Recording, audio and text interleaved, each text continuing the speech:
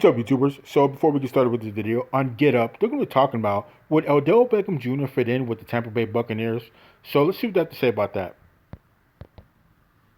The front seven that sacked Rodgers and Mahomes a combined 8 times in the playoffs, 3 of them are open to sign, including Shaq Barrett, who played on the franchise tag last year. Offensively, big.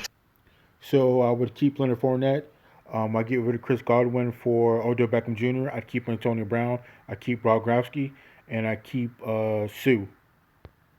Wideouts, Antonio Brown, Chris Godwin, and of course Brady's best friend Rob Gronkowski are all in need of new contracts. So, last week when his internet was better, Jeff Darlington floated this idea here on Get Up. These guys have been close for a number of years and have expressed to each other the desire and eventual wish to play together. But look, the question is, when it really comes down to it, is Chris Godwin going to take perhaps less money if they're not willing to give him upwards of $20 million? If those things go down, I could certainly see them pursuing a guy like O'Dell Beckham Jr., who I guarantee you Tom Brady would love to be throwing passes to. Oh yeah, that'd make the offense even more potent if they're able to pick up O'Dell Beckham Jr. And between Antonio Brown, Rob Gronkowski, and then you add O'Dell Beckham Jr. I don't know how they couldn't get back to the Super Bowl again and not win the Super Bowl.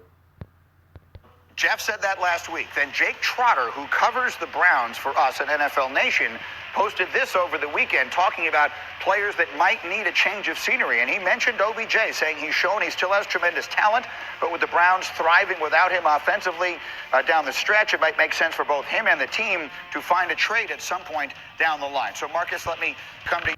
So that might be the case, too, if he goes to the Tampa Bay Buccaneers. He might not be the number one guy. It might be Rob Gronkowski or maybe even Antonio Brown. So he may not be the number one guy, but that's where him coming in, understanding what his role will let him know, you might not be the number one receiver. You might not get the ball all the time or as many times as you like because we're going to have to distribute the wealth to get other guys on the offense. So he's going to have to know his role before he gets in there. And everybody's going to have to be on the same page in order for that to work for O'Dell Beckham Jr. to go to the Tampa Bay Buccaneers. You want this year, my LSU guy, as O'Dell is. I know you know him well and all of that.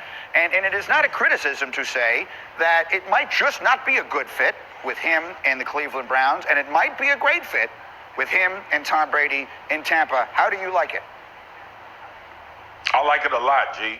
And let me tell you, it's 2 reasons I like it. One, I think he needs to get out of Cleveland. I think Cleveland has proven that they want to thrive in a more wholesome offensive setting where everybody's involved. We saw them have a lot of success, and people talked about Baker is better without OBJ, his numbers and all of that. But I think this offense opened up more with Stefanski and Baker and allowing other guys to get involved. So that's the Cleveland part. The Tampa part is this. OBJ with Tom Brady, you kidding me, and Mike Evans?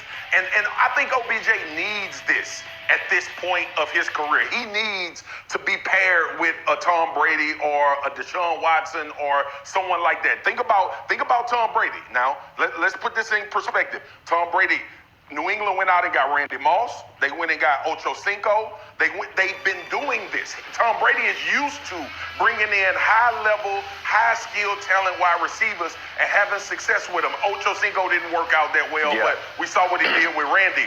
My point being, if you put OBJ in this environment, in this setting, with a veteran quarterback that he's going to learn from.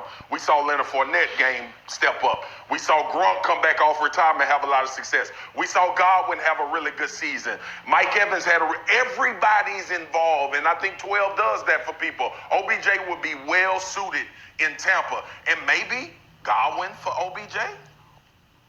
That's the Godwin. So I can definitely see that happening. That'd be ideal for me. Get rid of Godwin in place of O'Dell Beckham Jr. Is a free agent. So one of the pieces in this is 24-year-old Chris Godwin might get a fortune of money someplace. And if he goes, OBJ slides in. It might be a really nice fit. Jeff Saturday, what do you think? Yeah, listen, Tom Brady is the wide receiver whisperer, right? I mean, and Swagoo just made reference to how many guys they have brought in and what he's done for wide receiver careers.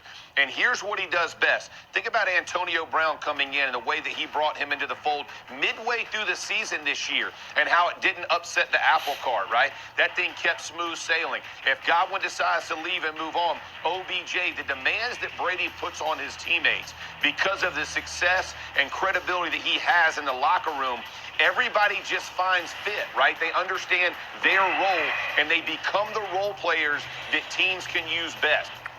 OBJ would be that type of receiver for him. You bring him in, hey, here's a role you're going to play. Antonio Brown's got this. Mike Evans has this.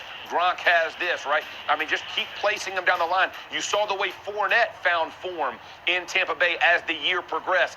That's the greatest part about having Tom Brady is it's not an emergency. You'll watch them progress and get better as the season goes on. Yeah. And he just rides the wave as they get there, as they get